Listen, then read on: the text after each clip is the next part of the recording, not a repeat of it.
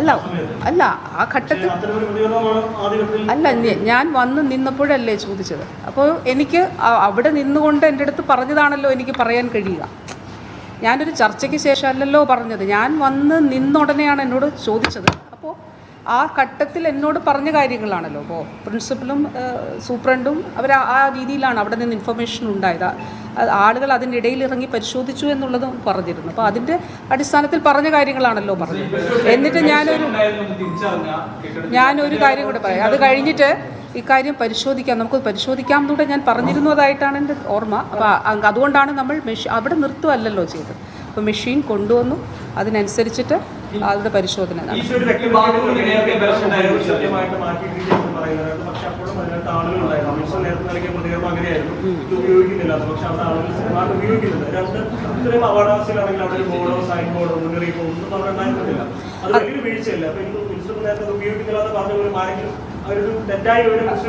അല്ല. ഞാൻ അവിടെ ഇത് വന്ന് അവിടെ നിന്നിട്ട് എൻ്റെ അടുത്ത് പറയുന്ന കാര്യങ്ങളാണല്ലോ നിങ്ങളുടെ അടുത്ത് പറഞ്ഞത്. അപ്പം നിങ്ങൾ എന്നോടാണല്ലോ ചോദിക്കുന്നത്.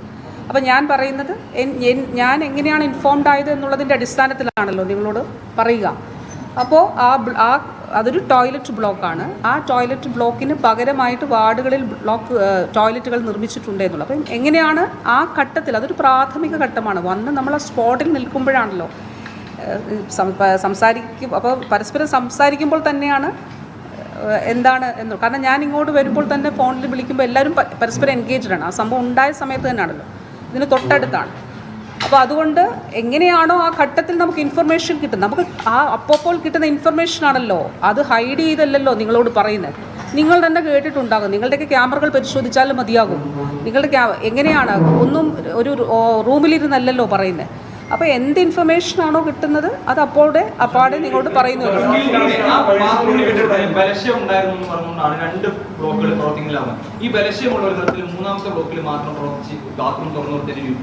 അല്ല, അതൊക്കെ നമുക്ക് അതാണല്ലോ ജില്ലാ കളക്ടറോട് പറഞ്ഞിട്ട് ഇത് സംബന്ധിച്ച കാര്യങ്ങൾ അന്വേഷിക്കാമെന്ന് പറഞ്ഞത്. അതെന്താണെന്നുള്ളത് റിപ്പോർട്ട് വരട്ടെ, നമുക്ക് നോക്കാം. അല്ല, അത് അടച്ച ബ്ലോക്കാണ് എന്നുള്ളത് തന്നെയാണ്. ഒരു ആ ബ്ലോക്ക് ഉപയോഗിക്കുന്നില്ല, അടച്ചിട്ടിരുന്നൊരു ബ്ലോക്കാണെന്നുള്ളതാണ് പ്രാഥമികമായിട്ടുള്ള ഇൻഫർമേഷൻ. അല്ല അത് ഞാനല്ല, അത് പരിശോധിക്കണമല്ലോ. ഓരോ ഇൻസ്റ്റിറ്റ്യൂഷൻസിലും ഇങ്ങനെയൊക്കെ ഉള്ള കാര്യങ്ങൾ ഉണ്ടാകും. അപ്പോൾ ആ ഇൻസ്റ്റിറ്റ്യൂഷനിൽ എന്തൊക്കെ നടപടികൾ സ്വീകരിച്ചിട്ടുണ്ട്, ഇപ്പോൾ ഇവിടെ ഇതിലെന്ത് നടപടി സ്വീകരിച്ചിട്ടുണ്ട് എന്നുള്ളത് തീർച്ചയായിട്ടും അത് പരിശോധനയിൽ നമുക്ക് കാണാം. അപ്പോൾ ആ ഇൻഫർമേഷൻ അത് ആ രീതിയിൽ നൽകിയിട്ടുണ്ട്. അത് എങ്ങനെ നടപടി സ്വീകരിച്ചു എന്നുള്ളത് നമുക്ക് അന്വേഷണത്തിൽ കാണാം. തീർച്ചയായിട്ടും. ഈ പരിശോധന നടത്തിയപ്പോഴേ ഈ പുതിയ ബിൽഡിങ്ങിലേക്ക് പ്രവർത്തനം മാറ്റുന്നതുമായി ബന്ധപ്പെട്ടുകൊണ്ട് അവസാനം ഒരു മീറ്റിംഗ് നടത്തിയിട്ടുണ്ട്. അന്നേരം ഈ കെട്ടിടം ഒഴിവാക്കി ഒഴിവാക്കണമെന്നുള്ള നിർദ്ദേശം അന്നത്തെ യോഗത്തിൽ തീർച്ചയായിട്ടും ഉണ്ട്. മിനിറ്റ്സ് ഉണ്ടല്ലോ, യോഗത്തിൻ്റെ മിനിറ്റ്സ് ഉണ്ടല്ലോ. അത് 30/5/2025 അപ്പോൾ തീർച്ചയായിട്ടും അത് എങ്ങനെയാണ് ആ ബിൽഡിങ്ങിൽ നിന്ന് ആളുകളെ ഷിഫ്റ്റ് ചെയ്യുന്നതിന് വേണ്ടിയിട്ട് അടിയന്തരമായിട്ടുള്ള നടപടികൾ സ്വീകരിച്ച് മുന്നോട്ട് പോകണമെന്നാണ്. ആ തീരുമാനത്തിൻ്റെ അടിസ്ഥാനത്തിൽ ഇവരൊരു കൗണ്ട് ഡൗൺ നിശ്ചയിച്ചു. ആ കൗണ്ട് ഡൗണിൻ്റെ അടിസ്ഥാനത്തിലാണ് ഈ ഷിഫ്റ്റ് ചെയ്യുന്നതിന് വേണ്ടിയുള്ള നടപടിക്രമങ്ങൾ. വാസ്തവത്തിൽ ജൂലൈ 31 തോന്നുന്നു അല്ലേ?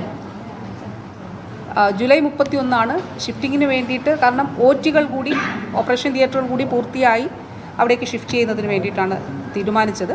പക്ഷേ ഇപ്പോൾ OTകളുടെ പൂർത്തീകരണത്തിന് വേണ്ടിയിട്ട് അത് ഏതാനും ആഴ്ചകൾ എടുക്കും. പക്ഷേ അതിന് വേണ്ടിയിട്ട് കാത്തിരിക്കുന്നില്ല എന്നുള്ളതാണ്. അത് ഷിഫ്റ്റ് ചെയ്യുക.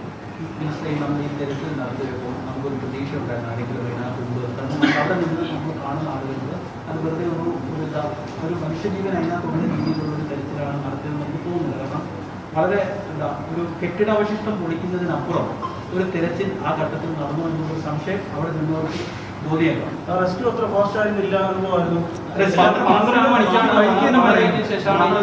ഈ കട്ട തല്ലി പൊട്ടിക്കുന്നത് അതിനകത്തൊരു ഹ്യൂമൻ ബീങ് അല്ലെങ്കിൽ ജീവൻ ഉണ്ട് എന്നുള്ളൊരു പ്രതീക്ഷയിൽ നടത്തുന്ന ഒരു റെസ്ക്യൂ ആയിരുന്നു.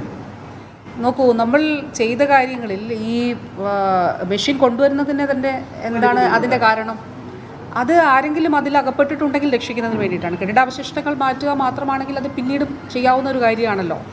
അപ്പോൾ ഇതിൽ ആ സമയത്ത് മിനിറ്റുകൾക്കുള്ളിൽ ഒരു മെഷീൻ അവിടെ എത്തി ഇത് അവിടെ നിന്ന് മാറ്റണമെങ്കിൽ അത് അതിൻ്റെ അർജൻസി എന്താണ്, ഇതിനുള്ളിൽ ആരെങ്കിലും ഉണ്ടോ എന്നുള്ളത് പരിശോധിക്കുന്നതിന് തന്നെയാണ്. അതുകൊണ്ടാണ് മിനിസ്റ്ററും ഞാനും വന്നപ്പോൾ തന്നെ ഈ മെഷീൻ ഇവിടെ എത്തിക്കുന്നതിന് വേണ്ടിയിട്ടുള്ള നടപടികൾ സ്വീകരിക്കുകയും നിങ്ങളെല്ലാം കണ്ട ബുദ്ധിമുട്ടുകൾ, നമ്മൾ ഇത്രയും പഴയ കെട്ടിടത്തിനുള്ളിൽ ഇത് എത്തിക്കുക എന്നുള്ളത് വളരെ ശ്രമകരമായിട്ടുള്ള കാര്യമായിരുന്നു. ആ ദുർഘടങ്ങളെ മറികടന്ന് അവിടെ എത്തിച്ചത്.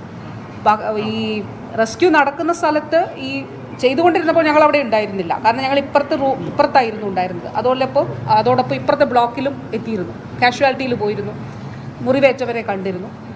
അപ്പോൾ ആ സമയത്ത് തീർച്ചയായിട്ടും ആരെങ്കിലും അതിൽ അവിടെ ഉണ്ടോ, കുടുങ്ങിക്കിടപ്പുണ്ടോ എന്നുള്ളത് പരതുന്നതിന് തന്നെയാണ്, അന്വേഷിക്കുന്നത് തന്നെയാണ് അത് കൊണ്ടുവന്നത്. അല്ലെങ്കിൽ അപ്പോൾ അത് കൊണ്ടുവരേണ്ട കാര്യമില്ല.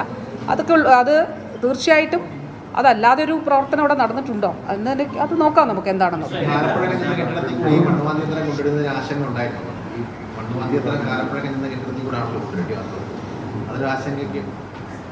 ജീവൻ നഷ്ടപ്പെട്ടിരിക്കുകയാണ്. നമ്മൾ ഇതിൽ ചെറിയ പരിശോധിക്കാമെന്ന് പറയുന്നതിലപ്പുറം വ്യക്തമായൊരു മറുപടി പറയണ്ടേ. ഇത് മെഡിക്കൽ കോളേജ് പോലെ ഒരു കെട്ടിടത്തിൽ, ഒരു സ്ഥാപനത്തിൽ ഒരു കെട്ടിടം തകർന്നു വീണ ഒരു സ്ത്രീ മരിച്ചിരിക്കുകയാണ്. പരിശോധിക്കാമെന്നുള്ളതിനപ്പുറം കാലപ്പഴക്കം ചെന്ന ഒരു കെട്ടിടം ഇങ്ങനെ ഇവിടെ പ്രവർത്തിച്ചു, അതിൽ രോഗികൾ കയറി ഇറങ്ങി ശൗചാലയ ആവശ്യത്തിന് വേണ്ടി പോയി എന്നുള്ളത് ഗുരുതരമായ ഒരു വീഴ്ചയല്ല, അത് സമ്മതിക്കേണ്ടതല്ല. നോക്കൂ, 2013 ഒരു കത്താണ്. 2013 ഒരു കത്താണിത്. 2013 ഒരു കത്തിനകത്ത് പറയുകയാണ്, അതിനകത്ത് അസിസ്റ്റന്റ് എഞ്ചിനീയർ പറയുകയാണ്, നോക്കൂ, major portion of the ceiling plastering is damage in a damage condition and may fall down at any time. 2013 അതിനുശേഷം അല്ല, ഞാൻ പറയട്ടെ, 2016 ഇതിനൊരു ഫണ്ട് വെച്ചതെന്നേ. 2016 കിഫ്ബിയിലൂടെ ഞാൻ പറഞ്ഞോട്ടെ, നമ്മൾ ഈ ഘട്ടത്തിൽ ചെയ്തത് അത് നിർമ്മിച്ചു. അല്ല, നോക്കൂ, നമ്മൾ ഈ ഘട്ടത്തിൽ ചെയ്തത് എന്താണ്, ഇത് നിർമ്മിച്ചു എന്നുള്ളതാണ്. ഇത് ഒരു പുതിയ കെട്ടിടം നമ്മൾ നിർമ്മിച്ചു. അല്ല, ഞാൻ പറയട്ടെ, അത് വളരെ ദുഃഖകരമായിട്ടുള്ളത്. അല്ല, ഇത് ജില്ലാ കളക്ടറുടെ റിപ്പോർട്ട് വരട്ടെ. അല്ല, അത് റിപ്പോർട്ട് വരട്ടെ. അല്ല, അതുകൊണ്ടാണ് പറഞ്ഞത്. രണ്ട് നിലയിൽ ബാത്റൂം പ്രവർത്തിക്കുന്നില്ല, അതേ നിലയുടെ ഒട്ടും മുകളിലെ നിലയിൽ പ്രവർത്തിക്കുന്നു. അതിന്റെ വീഴ്ചയല്ലേ? അതിലെന്താണ് പുതിയതായി പരിശോധിക്കാനുള്ളതാണ് മനസ്സിലാവുന്നത്. കാരണം രണ്ട് നിലയിൽ ബലക്ഷയമുള്ളത് കൊണ്ടാണ് പ്രവർത്തിക്കുന്നില്ല എന്നാണ് രാവിലെ പറഞ്ഞത്.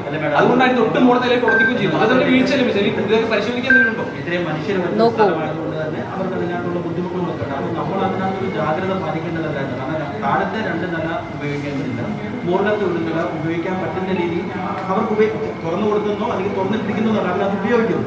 അപ്പോൾ അത് അവർ ഉപയോഗിച്ചുകൊണ്ടിരിക്കുമ്പോഴാണ് അപകടം ഉണ്ടാവുന്നത്. അതൊരു നമ്മുടെ ഒരു ശ്രദ്ധക്കുറവ് അതിനകത്ത്. നോക്കൂ, ഇപ്പോൾ നമ്മൾ ഈ ഒരു ബിൽഡിങ്, ഞാൻ പറഞ്ഞല്ലോ, ഈ മെഡിക്കൽ കോളേജിൻ്റെ ഏറ്റവും ആദ്യത്തെ ബിൽഡിങ്ങാണ്, ആദ്യത്തെ ബ്ലോക്കാണ്.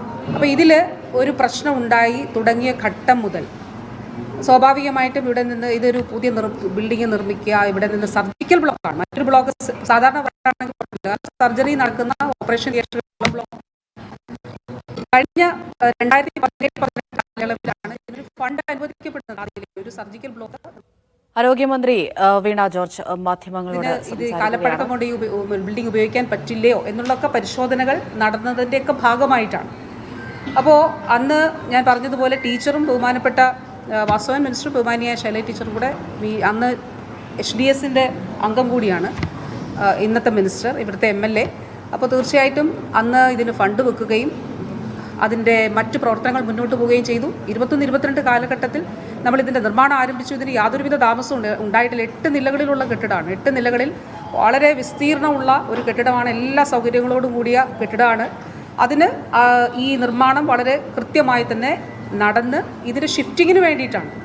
ഈ ഷിഫ്റ്റിങ്ങിന് വേണ്ടിയിട്ട് ഇവിടെ തന്നെ ഞാനും വാസവ മിനിസ്റ്ററും വന്ന് മീറ്റിംഗ് എടുത്തുകൊണ്ട് ഇത് ഷിഫ്റ്റ് ചെയ്യണം എന്നുള്ളത് അടിയന്തരമായി തീരുമാനിക്കുകയും അതിനുശേഷം അതിനനുസരിച്ചിട്ടുള്ള പ്ലാൻ മെഡിക്കൽ കോളേജ് തയ്യാറാക്കി അത് മുന്നോട്ട് പോവുകയും ചെയ്യുന്നൊരു സാഹചര്യത്തിലാണ് ഇത് ഉണ്ടായത്.